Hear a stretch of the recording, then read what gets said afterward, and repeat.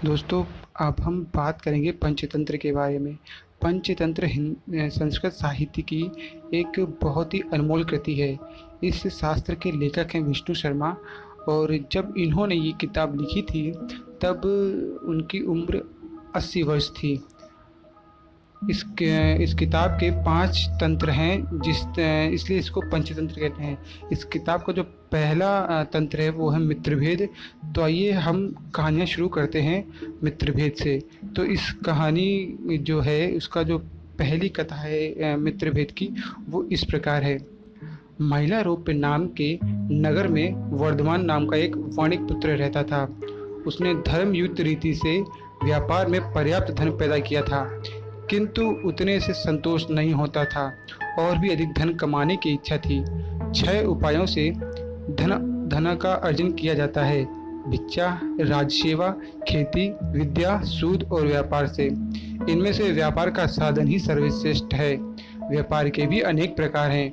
उनमें से सबसे अच्छा यही है कि परदेश से उत्तम वस्तुओं का संग्रह करके स्वदेश में उन्हें बेचा जाए। यही सोचकर वर्धमान ने अपने नगर से बाहर जाने का संकल्प किया। मथुरा जाने वाले मार्ग के लिए उसने अपना रथ तैयार करवाया। रथ में 2 सुंदर सुदृढ़ बैल लगवाए। उनके नाम थे संजीवक और नंदक। वर्धमान का रथ जब यमुना के किनारे पहुंचा तो संजीवक नाम का बैल नदी तट की दलदल में फंस गया। वहां से निकलने की चेष्टा में उसका एक पैर भी टूट गया। वर्धमान को यह देखकर बड़ा दुख हुआ। 3 रात उसने बैल के स्वस्थ होने की प्रतीक्षा की। बाद में उसके सारथी ने कहा कि इस वन में अनेक हिंसक जंतु रहते हैं, यहाँ उनसे बचाव का कोई उपाय नहीं है। संजीवक के अच्छा होने में बहुत दिन लग जाएंगे। इतने दिन यहाँ रहकर प्राणों का संकट नहीं उठाया जा सकता। इस बैल के लिए अपने जीवन को मृत्यु के मुख में क्यों डालते हैं। तब वर्धमान ने संजीवक की रखवाली के लिए रक्षक रख कर आगे प्रस्थान किया। रक्षकों ने भी जब देखा कि जंगल अनेक शेर, बाघ, चीतों से भरा पड़ा है तो वे भी 2-1 दिन बाद ही वहां से प्राण बचाकर भागे और वर्धमान के सामने ये झूठ बोल दिया: स्वामी, संजीवक तो मर गया, हमने उसका दाह संस्कार कर दिया। वर्धमान यह सुनकर बड़ा दुखी हुआ, किंतु अब कोई उपाय न था। इधर संजीवक यमुना तट की शीतल वायु के सेवन से कुछ स्वस्थ हो गया था। किनारे की धूप का अग्रभाग पशुओं के लिए बहुत बलदायी होता है। उसे निरंतर खाने के बाद वह खूब मांसल और हष्ट-पुष्ट भी हो गया। दिन भर नदी के किनारों को सींगों से पाटना और मदमस्त होकर गरजते हुए किनारों की झाड़ियों में सींग उलझाकर खेलना ही उसका काम था। एक दिन उसी यमुना तट पर पिंगलक नाम का शेर पानी पीने आया। वहां उसने दूर से ही संजीवक की गंभीर हुंकार सुनी। उसे सुनकर वह भयभीत सा हो गया और सिमटकर झाड़ियों में जा छिपा। शेर के साथ 2 गीदड़ भी थे, करटक और दमनक। ये दोनों सदा शेर के पीछे पीछे रहते थे। उन्होंने जब अपने स्वामी को भयभीत देखा तो आश्चर्य में डूब गए। वन के स्वामी को इस तरह भयभीत होना सचमुच बड़े अचंभे की बात थी।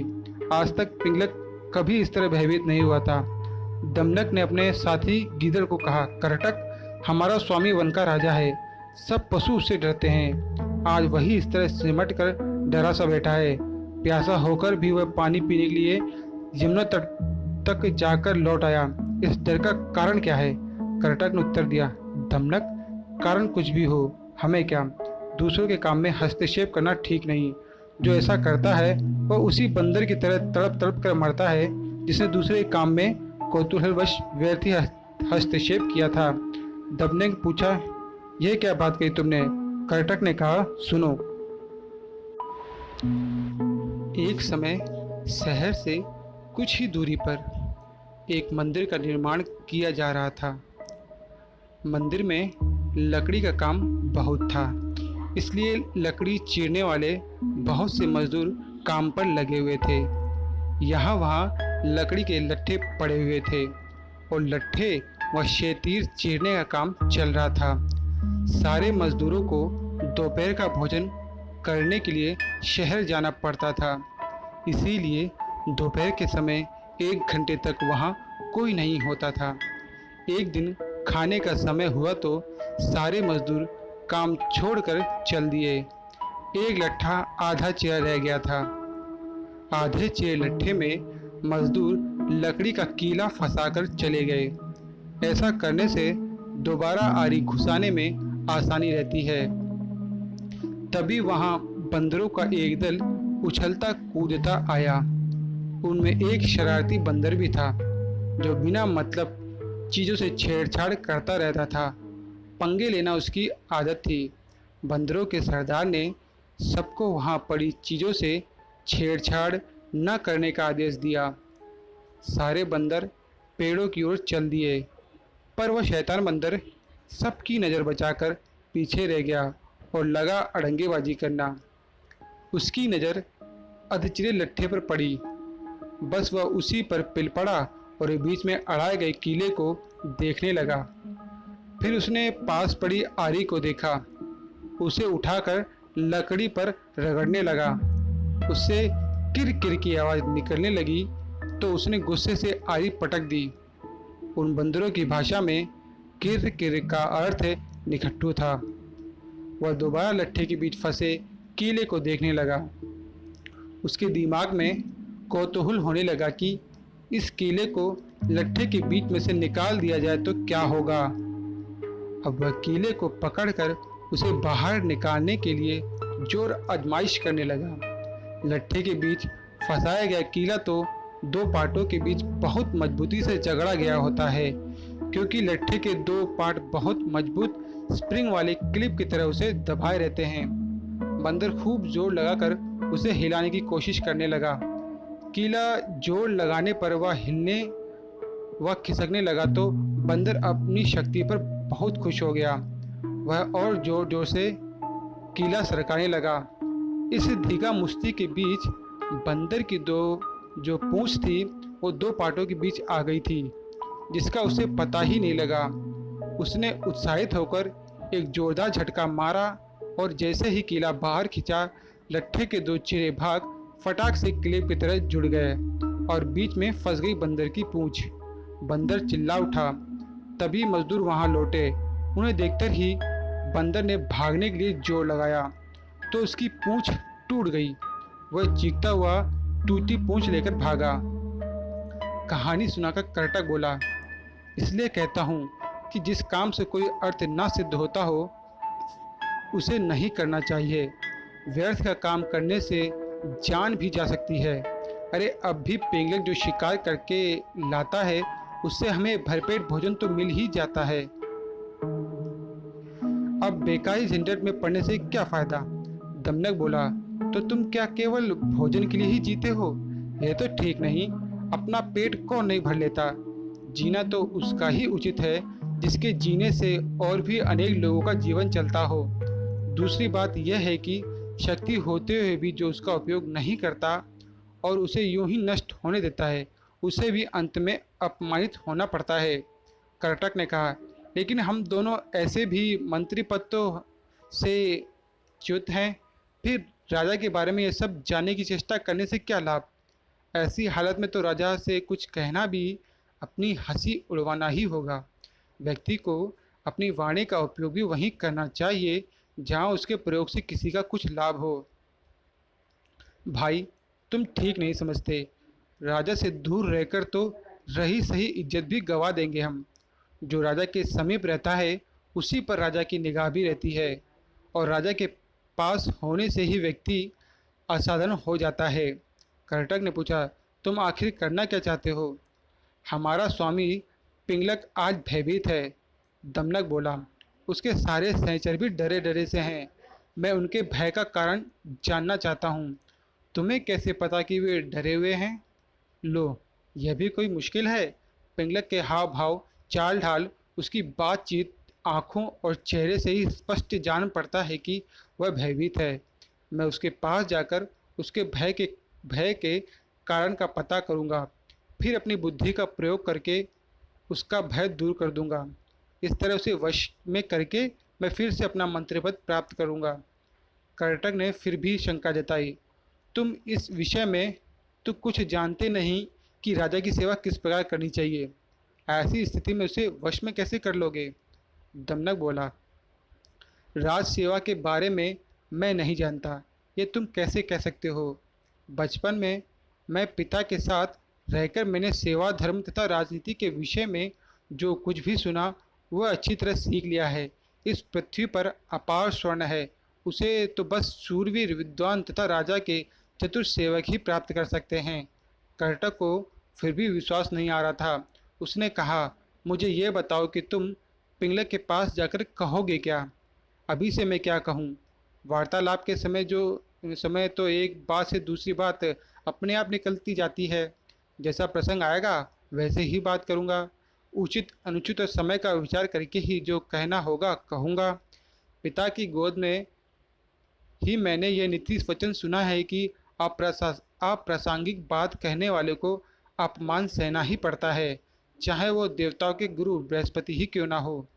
कर्टक ने कहा, तो फिर यह भी याद रखना कि शेर, बाघ आदि हिंसक जंतुओं तथा सर्प जैसे कुटिल जंतुओं से संपन्न पर्वत जिस प्रकार दुर्गण और विषम होते हैं, उसी प्रकार राजा भी क्रूर तथा दुष्ट व्यक्तियों की संगति के कारण बड़े कठोर होते हैं, जल्दी प्रसन्न नहीं होते, और यदि कोई भूल से भी राजा की इच्छा के विरुद्ध कुछ कर दे तो सांप की तरह डसकर उसे नष्ट करते उन्हें देर नहीं लगती।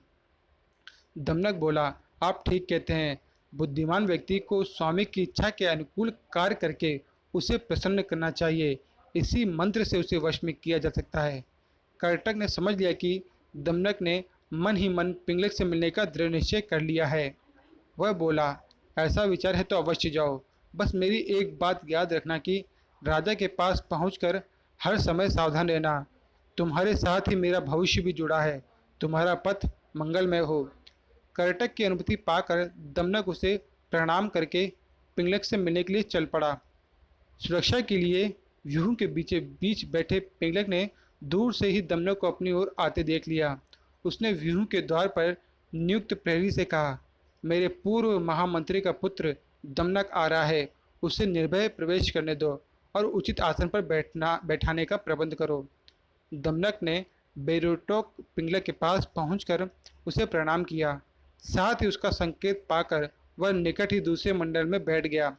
सिंहराज ने पिंगलक से अपना भारी पंजा उठाकर स्नेह दिखाते हुए दमनक के कंधे पर रखा और आदर के साथ पूछा, कहो दमनक, कुशल से तो हो? आज बहुत दिनों के बाद दिखाई पड़े, किधर से आ रहे हो? दमनक बोला, महाराज के चरणों में हमारा क्या प्रयोजन हो सकता है, किंतु समय के अनुसार राजाओं को भी उत्तम, मध्यम तथा अधम हर कोटि के व्यक्ति से काम पड़ता है। ऐसे भी हम लोग महाराज के सदा से ही सेवक रहते आए हैं। दुर्भाग्य से हमें हमारा पद और अधिकार नहीं मिल पाया है, तो भी हम आपकी सेवा छोड़कर कहाँ जा सकते हैं। हम लाख छोटे और असमर्थ सही, किंतु कोई ऐसा भी अवसर आ सकता है जब महाराज हमारी ही सेवा लेने का विचार करें। पिंगलक उस समय उद्विग्न था।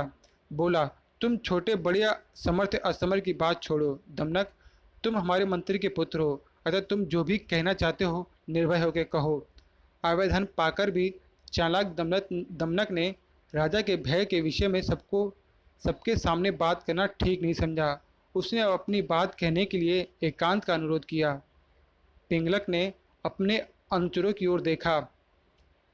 राजा की इच्छा समझकर आसपास के जीव जंतु हटकर दूर जा बैठे।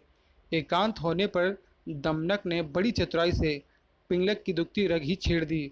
बोला, स्वामी, आप तो यमुना तट पर पानी पीने जा रहे थे, फिर सहसा प्यासे ही लौटकर इस मंडल के बीच इस तरह चिंता से व्याग्र होकर क्यों बैठे हैं? दमनक की बात सुनकर सिंह पहले तो सकुचा गया, फिर दमनक की चतुराई पर भरोसा करके उसने अपना भेद खोल देना उचित समझा। पल भर सोचकर बोला, दमनक, यह जो रह रह कर गर्जना सी होती है, इसे तुम भी सुन रहे हो ना? सुन रहा हूँ महाराज, बस इसी के कारण मैं क्षुब्ध हूँ। तट पर यही गर्जना बार बार हो रही थी। लगता है इस वन में कोई विकट जंतु आ गया है, जिसकी गर्जना ही इतनी भयंकर है, वह स्वयं कैसा होगा। इसी के कारण मैं तो यह जंगल छोड़कर कहीं और चले जाने का विचार कर रहा हूँ। दमनक ने कहा, लेकिन मात्र शब्द सुनकर भय के मारे अपना राज्य छोड़ना तो उचित नहीं महाराज। शब्द अथवा ध्वनि का क्या, कितने ही बाजों की ध्वनि भी गर्जना की सी बड़ी गंभीर होती है, और अपने पुरखों का स्थान छोड़ने से पहले पता तो करना ही चाहिए कि ध्वनि का कारण क्या है। ये तो गोमायू गीदड़ की तरह डरने की बात हुई, जिसे बाद में पता चला कि ढोल में तो पोल ही पोल है। पिंगलक ने पूछा, गोमायू गीदड़ के साथ क्या घटना हुई थी? दमनक दमनक ने गोमायू की कहानी सुनाने लगा। गोमायू की कहानी अगली बार।